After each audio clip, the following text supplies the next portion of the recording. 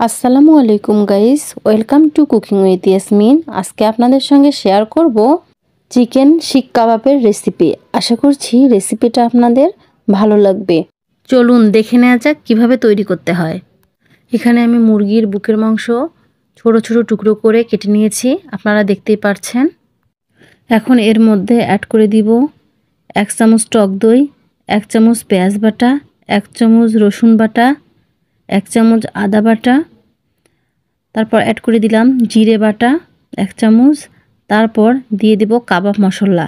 এখানে আর আমি অন্য কোনো মশলা ইউজ করব না। দিয়ে দিলাম 1 চামচ মরিচের গুঁড়ো, দিয়ে দিলাম টমেটো সস 1 চামচ, দিয়ে দিব সয়া সস 1 চামচ। এখন অ্যাড করে দেব 1 চামচ ভিনেগার, তারপর অ্যাড করে দিব পরিমাণ মতো লবণ, তারপর দিয়ে দিব 2 চামচ সরিষার তেল, অ্যাড করে দিব 1 ফালি লেবুর রস, দিয়ে সবগুলো উপকরণ ভালোভাবে মেখে নিব।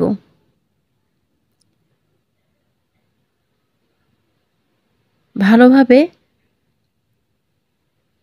মিক্সড করা হয়ে গেলে এখন একটা র্যাপিং পেপার দিয়ে 1 ঘন্টার জন্য ঢেকে রেখে দিব। আপনারা চাইলে 2 ঘন্টাও রেখে দিতে পারেন।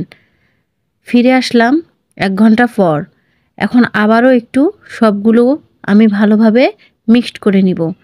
মিক্সড করা হয়ে গেলে এখন আমি সাসলিকের কাঠির মধ্যে চিকেনের টুকরোগুলো একটার পর একটা গেঁথে নিব। আপনারা দেখতেই পাচ্ছেন, এভাবে একটু চেপে চেপে গেঁথে নিতে হবে।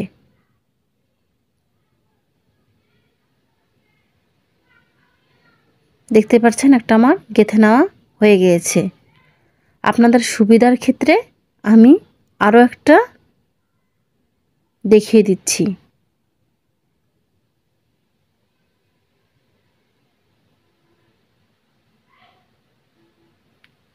ঠিক একই প্রসেসে আমি সবগুলো শিক কাবাব করে নিয়েছি, আপনারা দেখতেই পাচ্ছেন। এখন চুলায় একটি প্যান বসিয়ে সামান্য সরিষার তেল দিয়ে দিয়েছি।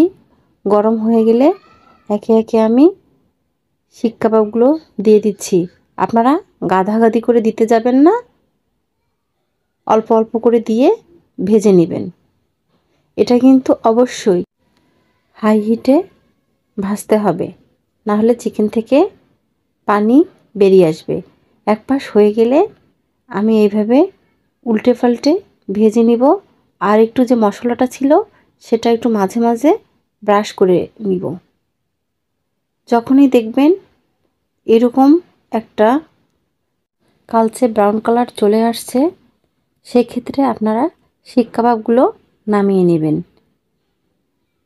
আমি একে একে সবগুলো শিক কাবাব একই প্রসেসে ভেজে নিয়েছি, আপনারা দেখতেই পাচ্ছেন।